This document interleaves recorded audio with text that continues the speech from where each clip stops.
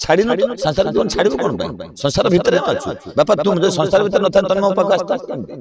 सतर प्रकार आइटम खाए ना नाली चा और गंजी हूँ मोर खाद्य ता सहित फलमूल मिठा छेना ए सब क्षीर यथा मिलले खुशी न मिलले बहुत आनंद हिंदू धर्म में कौन लिखा नहीं धोती पिंधा आप हिंदू धर्म में कौन लिखा नहीं माली पकापी आप कहीं चैन पकाउं हिंदू धर्म में लिखा नहीं आप शिक्षा रखा आप कौन हिपिकट कर जहाँ हिंदू धर्म कही दयापूर्वक जब आप करते तो ये सब नकारात्मक शक्ति आड़ मनुष्य जाता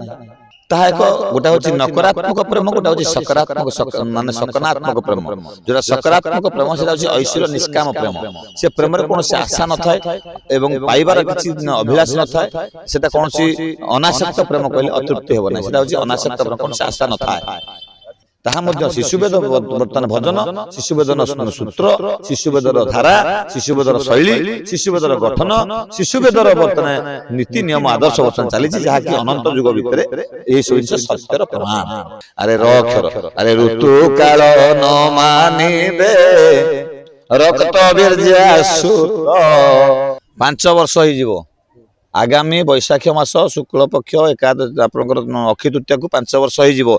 भात रुटी पाउरुटी बिस्कुट बरा सिंगड़ा आलुचप पियाजी सुजी सिमेई परोटा इडली चकुली काकरा आरिसा एवं चूड़ा और मुढ़ी 17 प्रकार आइटम खाए ना नाली चा और गंजी हूँ मोर खाद्य ता सहित फलमूल मिठा छेना ए सब क्षीर यथा मिलले खुशी न मिलले बहुत आनंद एक प्रकार एकाग्रता आउ कि ना निशा बिली नुहे यहाँ हूँ सानी साधु बुटी गंजेई नुहे हूँ साधु बुटी साधु उद्दिष्ट ताने जेकोसी पिला जेकोसी व्यक्ति खाइबे निशा ता अनुचित आम मानकर निर्देश भूल आम प्रेरणा दौनु आम प्रशय दौनु ग्रहण योग्य नुहे कारण गंजेईटा हूँ धातु शुष्क जिनिस तुम मैंने सांसारिक व्यक्ति मैंने खाइबाटा अनुचित कारण तुम संसार अच्छी जय जगन्नाथ ज्ञान एवं आध्यात्मिक शक्ति तथा एकाग्रतार चिंताधारा वृद्धि हुए।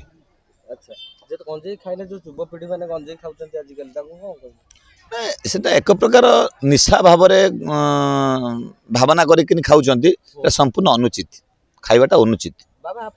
प्रकृत प्रेमर संज्ञा हूँ कौन गुरु शिष्य को प्रेम करती बाप पुओ को प्रेम करे एवं भाई भाई की प्रेम करे ईश्वर भक्त को प्रेम करती प्रेमर बंधन रे ये सारा दुनिया बंधाई कारण भावर डोरे बंधन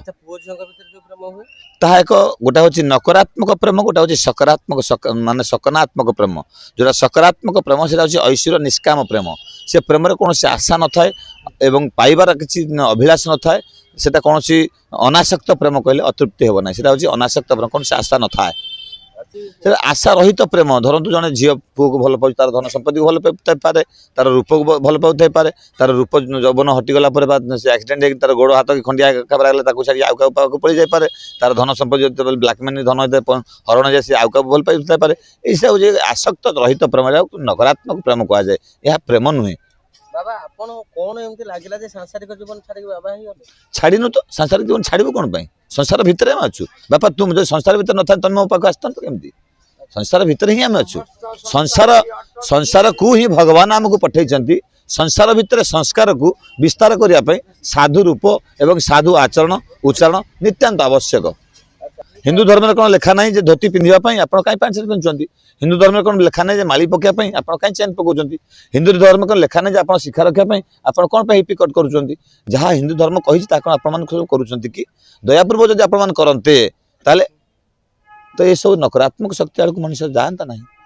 अच्छा नकारात्मक प्रभाव अच्छे ना सकारात्मक प्रभाव बर्तमान जेहेतु कली युग कलौ 10 सहस्राणी विष्णु तेजंती मेदिनी 10,000 वर्ष कली युग मागि नहीं 10,000 युग पाप पंक्र हिसाब से 5,000 वर्ष आ बाकी 5,000 वर्ष हिसाब करा गले बर्तमान मादला पांच हिसाब करा जाए प्रायतः बर्तमान 5,000 वर्ष आसपास हो गलानी बर्तमान गुप्त युग चलती अनंत युग कली थाई हेब सत्य केही न पाइबे अंत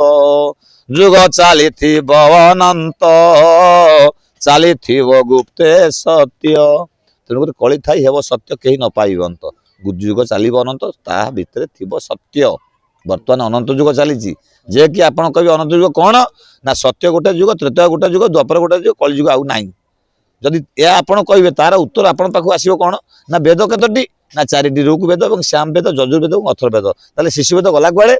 आसला कौटू तैयारी कला किए ଯିଏ ଚାରି ବେଦଟି ତିଆରି କରିଛନ୍ତି ସେ ଶିଶୁ ବେଦଟି ସେଇ ତିଆରି କରିଛନ୍ତି ତ ଯଦି ସେଇ ବ୍ୟକ୍ତି ଜଣକ ଚାରିଟି ବେଦକୁ ଯିଏ ତିଆରି କରିଛନ୍ତି ଶିଶୁ ବେଦକୁ ସିଏ ତିଆରି କରିଛନ୍ତି ତାହେଲେ ଚାରିଟି ଯୁଗକୁ ଯିଏ ତିଆରି କରିଛନ୍ତି ଅନନ୍ତ ଯୁଗକୁ ମଧ୍ୟ ସିଏ ତିଆରି କରିଛନ୍ତି ତେଣୁକରି ଅନନ୍ତ ଯୁଗ ପାଇଁ ଶିଶୁ ବେଦ ମଧ୍ୟ ଉଦ୍ଦିଷ୍ଟ ତାହା ମଧ୍ୟ ଶିଶୁ ବେଦ ବର୍ତ୍ତମାନ ଭଜନ ଶିଶୁ ବେଦର ସୂତ୍ର ଶିଶୁ ବେଦର ଧାରା ଶିଶୁ ବେଦର ଶୈଳୀ ଶିଶୁ ବେଦର ଗଠନ ଶିଶୁ ବେଦର ବର୍ତ୍ତମାନ ନୀତି ନିୟମ ଆଦର୍ଶ ବର୍ତ୍ତମାନ ଚାଲିଛି ଯାହାକି ଅନନ୍ତ ଯୁଗ ଭିତରେ ଏହି ସବୁ ଜିନିଷ ସତ୍ୟର ପ୍ରମାଣ। ବାବା ଆଜିକା ଡେଟରେ ଯୋଉ ପ୍ରେମ କରିକି ଲୋକ ଜୀବନ ହାରୁଛନ୍ତି ଅନେକ ପୁଅ ମରୁଛନ୍ତି ଝିଅ ମରୁଛନ୍ତି ଆପଣ ଦେଖୁଥିବେ ସେମାନଙ୍କୁ କଣ କହିବେ? କାରଣ ଗୋଟେ ଜିନିଷ ଆଶା ଏବଂ ଅଭିଳାଷ ରହିତ କାର୍ଯ୍ୟକୁ ଯେ ଯୋଉଠି ପ୍ରୋତ୍ସାହନ ଦିଆଯାଏ ଯୋଉଠି ଅଗ୍ରାଧିକାର ଦିଆଯାଏ ସେ ବ୍ୟକ୍ତି ଏହି ଫଳରେ ଫଳିତ ହୁଅନ୍ତି ଏବଂ ଦୋଷରେ ଦୋଷୀ ହୁଅନ୍ତି ଏବଂ ସମସ୍ୟାରେ ଜଡ଼ିତ ହୋଇ ମୃତ୍ୟୁବରଣ ମଧ୍ୟ କରନ୍ତି କାରଣ ମାଳିକା ଲାଗିଛି କ ଠାରୁ ଲ ପର୍ଯ୍ୟନ୍ତ କଣ ବା କହିବି ଆପଣ ଗୋଟିଏ ପଦ ଖାଲି କହୁଛି ଆରେ ର ଅକ୍ଷର ଆରେ ଋତୁ କାଳ ନ ମାନିବେ ରକ୍ତ ବୀର୍ଯ୍ୟା ସୁତ ଜନ୍ମ ଲଭିବେ